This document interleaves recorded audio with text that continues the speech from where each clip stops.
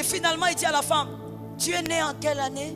La femme envoie la date. Il dit, ouh, ça ressemble à la date d'anniversaire de ma femme, ça. Il dit, mais c'est une coïncidence, on dirait. Hein?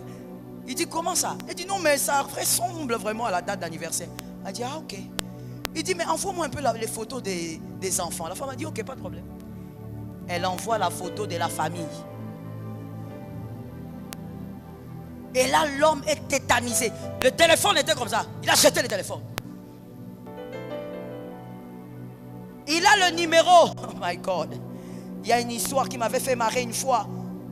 Il y a un monsieur qui me raconte, il me dit, une fois il s'est fait piéger par sa propre femme, par WhatsApp. Sa femme a constaté que son mari était tout le temps là-bas. Sa femme a dit, ok, moi je vais me faire passer pour une autre fille. Et ce qui est marrant dans l'histoire, c'est que la femme a utilisé son propre numéro. Mais l'homme ne savait pas. Comment comprendre que vous êtes marié avec une femme depuis 7 ans, mais vous avez même oublié quel est le numéro de téléphone, au point où elle chatte avec vous sur WhatsApp. Elle se fait passer pour une petite fille là qui vous drague. Et vous êtes là, oh bébé, doucement. Or il est en train de parler. Je n'ai pas entendu, il parle à qui? À un moment donné, sa femme entre, oh my God, sa femme entre dans la salle de bain. Il demande, bébé, tu es où maintenant? Ah, moi je suis ici, en train de penser à toi. Il croit que c'est une fille qui vit je ne sais où, qui est en train de lui faire la cour. Et la femme continue dans son jeu. Elle dit à son mari, évidemment l'homme ne sait pas. Elle dit, comment est-ce que ça se passe avec ta femme? Ah, ma femme, je me demande même pourquoi je l'ai épousée. Il y a des erreurs dans la vie qu'on ne peut plus corriger. Oh, que le Seigneur m'aide. Là, il est en train de répondre, de causer avec sa femme. Et il voit sa femme sortir de la salle de bain fâchée. Et il regarde. Qu'est-ce qu'il y a? Il y a un problème. Ah, laisse-moi.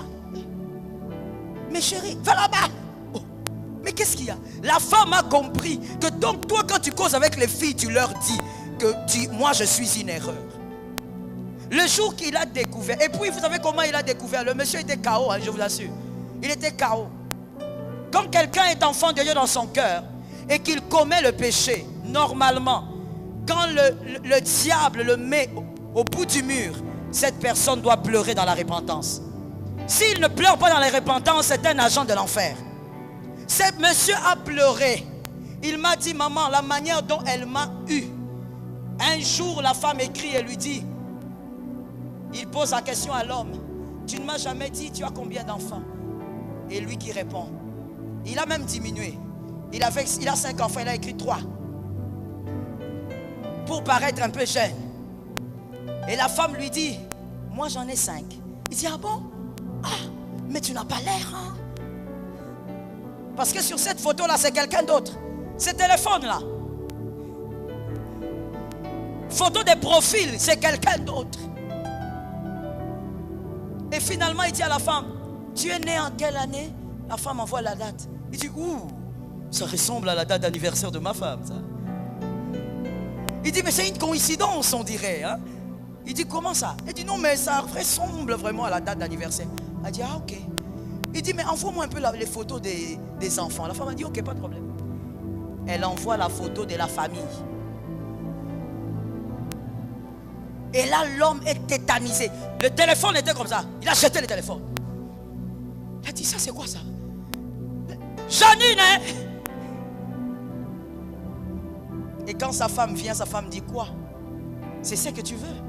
Tu as envie de parler avec une femme virtuelle qui te dit des je t'aime virtuels et qui te dit que tu es beau, que tu es intelligent. Tout ce que tu as envie de chercher là, tu ne le vis pas chez toi? L'homme était tétanisé et ébranlé. Le téléphone a pris la place de l'épouse. Ça a pris la place du mari.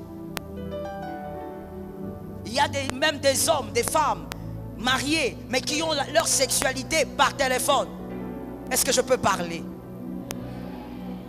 Ici vous avez un problème. Je dis, est-ce que je peux parler? Je veux parler. Si tu n'es pas d'accord, il faut sortir. Ou si tu n'es pas prêt, il faut sortir. C'est pourquoi on laisse la porte ouverte là. Je dis ceci. Il y a une sottise sur la terre. Il y a une sottise sous le soleil. Que vraiment au nom de Jésus, toi tu ne dois pas faire. Comment tu peux envoyer tes propres photos de nudité à quelqu'un? Ça passe par le téléphone, donc ça passe. Quelque chose qui n'est plus entre tes mains n'a plus ton contrôle. La chose qui n'est plus entre tes mains n'est plus sous ton contrôle. Qu'est-ce qui te prouve que cet homme-là ne va pas le montrer à ses amis? Que cette femme-là ne va pas le montrer à ses amis? Et puis tu souffres en prenant des positions bizarres. Avec ici chez nous au Congo, moi des athées, mon Lili, au Pélis torche.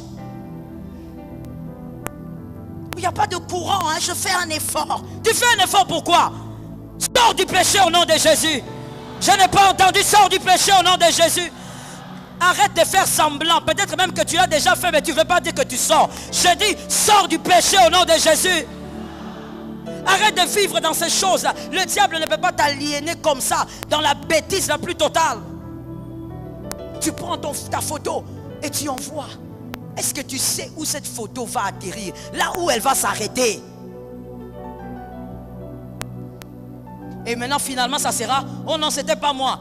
Oh non c'était mon sosie. Oh non c'était pas moi. Oh non on a fait les Photoshop. Si tu n'as pas l'habitude d'envoyer des photos, on ne fera pas le Photoshop. Oui, mais ça n'a pas tout sous hein. Attends ce qui va s'aller le Photoshop. Donc même même diable a bien mon quoi ça y est.